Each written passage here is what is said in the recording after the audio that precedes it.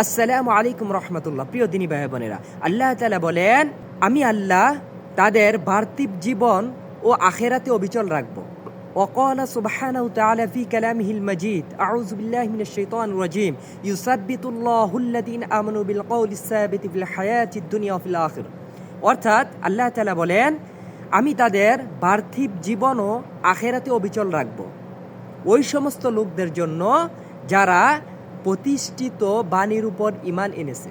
অর্থাৎ আল্লাহ তাআলা আমি আপনাকে এটাই বলতেছে, তোমরা যদি আমি আল্লাহ তাআলা এবং আমার রসুলের উপর বিশ্বাস করে ঈমান আনো এবং আমার বাণীর উপর অটল থাকো, তাহলে আমি আল্লাহ তাআলা তোমাদের জন্য আখেরাতও, এই দুনিয়ার মতো আখেরাতও তোমাদের সুখ শান্তি আমি অবিচল রাখব।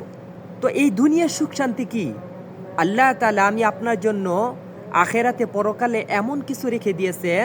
তো আমরা তো এক কথাই জানি যে আল্লাহ তাআলা আমাদের জন্য জান্নাত রয়েছে। এই জান্নাত হলো সর্বশ্রেষ্ঠ সুখের জায়গা। আল্লাহ তাআলা এটাও কোরআন শরীফে বলে দিয়েছেন যে আমি তোমাদের জন্য এমন কিছু রেখে দিয়েছি যেটার ব্যাপারে তোমরা ধারণাও নাই এবং তোমাদের অন্তরে সেটার ব্যাপারে ধারণা জন্মাইবেও না। জান্নাত তো এটা আমরা নাম জানি, কিন্তু এই জান্নাতের মধ্যে আল্লাহ তাআলা কি অজানা জিনিস আমাদের জন্য রেখে দিয়েছে। এই জন্য কি করতে হবে? এই জন্য আল্লাহ তাআলার উপর ইয়াকিন রেখে, বিশ্বাস রেখে আল্লাহ তাআলার ইবাদত বন্দেগীর মাধ্যমে আল্লাহ তাআলাকে রাজি খুশি করাইতে হবে। আল্লাহ তাআলাকে রাজি খুশি করাই আমাদেরকে পরকালের জায়গায় যেতে হবে। তাহলেই আমি আপনি আখেরাতেও এই সুখ শান্তির মধ্যে অবিচল থাকবো। আল্লাহ তাআলা আমাদেরকে সেই তৌফিক দান করুক, যাতে করে আমরা আমাদের ঈমানকে মজবুতভাবে, দৃঢ় বিশ্বাসভাবে অন্তরে রেখে আমরা আল্লাহ তাআলার ইবাদত বন্দেগীর মাধ্যমে আমাদের জীবনটা বিলীন করে দিতে পারি।